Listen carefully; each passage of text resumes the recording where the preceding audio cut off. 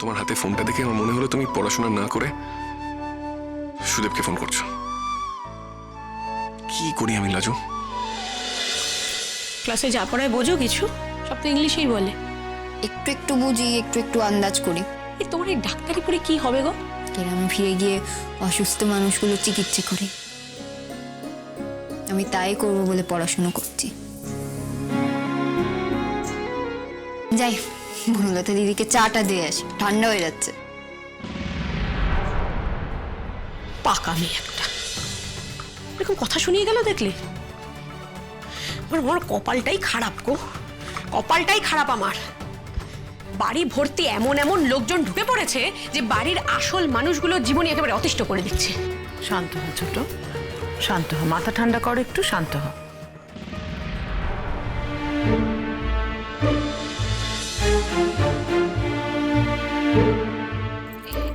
এটাতেই তো 5 লাখের মতন হয়ে যাবে না? আর বাকি সব গয়না মিলে আরো বেশি হবে। আমি গয়নাগুলো বিক্রি করব না, গয়নাগুলো আমি মর্গেজ দেবো। মর্গেজ দিলে তো 15 লাখের মতন হয়ে যাবে। তারপর টাকাগুলো নিয়ে না ওই ময়ূকের মুখে ছুঁড়ে মারবো, দিয়ে বলবো get lost from my life. কে? চা এনেছি বনলতা দিদি। ও এসে গেছে, লতা দিদি।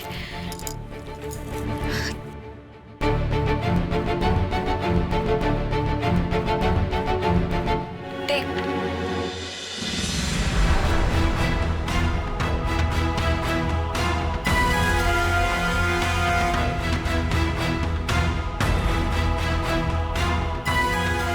কি দেখছিস? কি দে চাটা।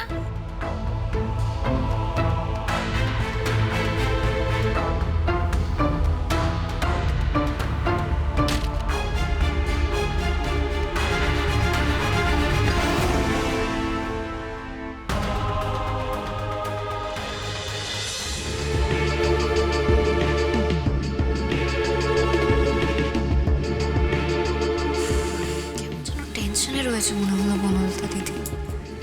কি হয়েছে ওর?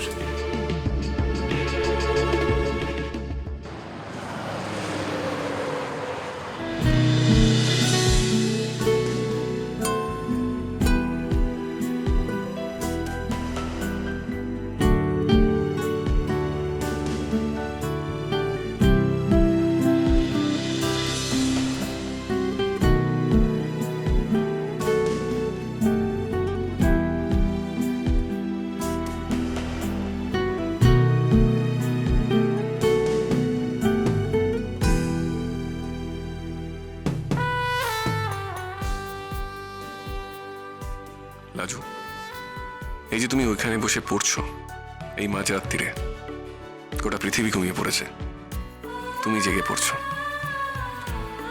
আমার কাছে এটার থেকে সুন্দর দৃশ্য আর কিচ্ছু নেই, আর কিছু হতে পারে না। এটাই তো আমি চেয়েছিলাম লাজু।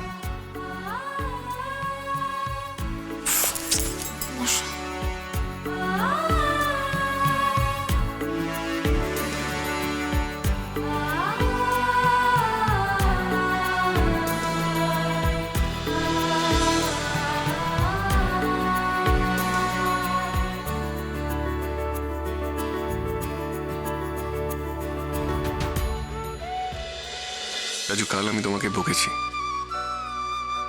সেই জন্য কি তোমার মন খারাপ? আমি কি করতাম? তোমার হাতে ফোনটা দেখে আমার মনে হলো তুমি পড়াশোনা না করে সুদেবকে ফোন করছো। কি করি আমি লাজু, কি করি? আমি যে ভাবনাটা সহ্য করতে পারি না যে তুমি আমার নও। I am sorry. হয়তো সুদেব তোমাকে ফোন করেছিল, তুমি ধরতে বাধ্য হয়েছিলে।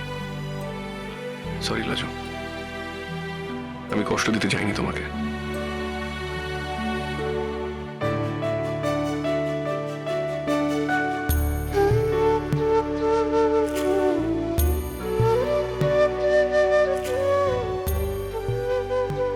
বইটা লাইব্রেরি নিশ্চয়ই, ফেরত দিতে হবে বলে ছবি তুলে রাখছে। আচ্ছা, একবার নিচে যাব, ওর সঙ্গে একটু কথা বলবো, কালকের বকুনির জন্য একবার সরি বলবো। যাই, 2 মিনিট কথা বলে আসি। না থাক, এত রাত্রে আমি ওর কাছে গেলে ও অপ্রস্তুত হবে।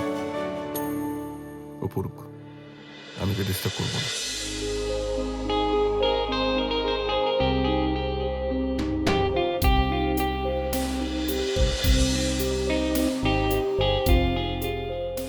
মনে হলো যেন কেউ ছিল ওখানে। মনের ভুল নাকি? না না, মনের ভুল।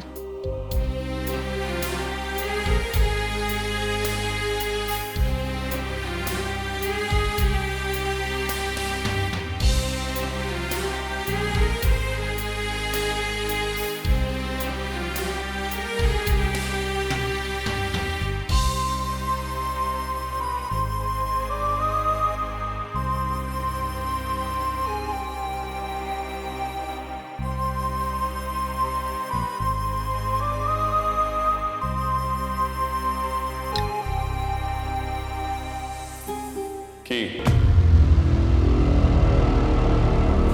ঘুম আসছে না? না,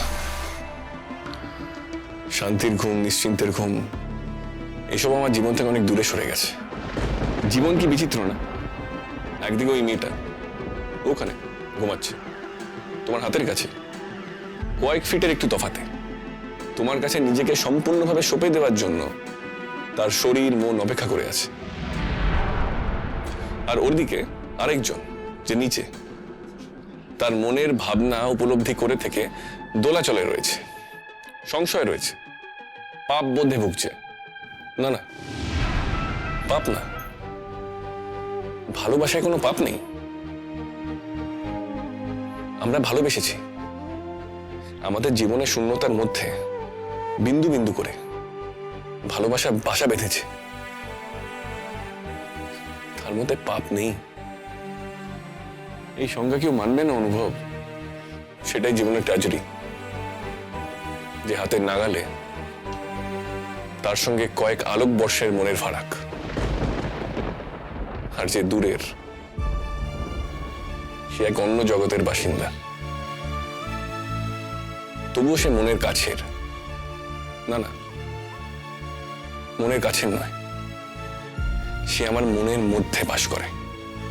তোমার জীবনটা জটিল হয়ে গেছে, গোলক ধাঁধায় তুমি হাতড়াচ্ছ। কোনোদিন কি তুমি এর থেকে বেরোতে পারবে? আর কত জটিল করবে জীবনকে তুমি?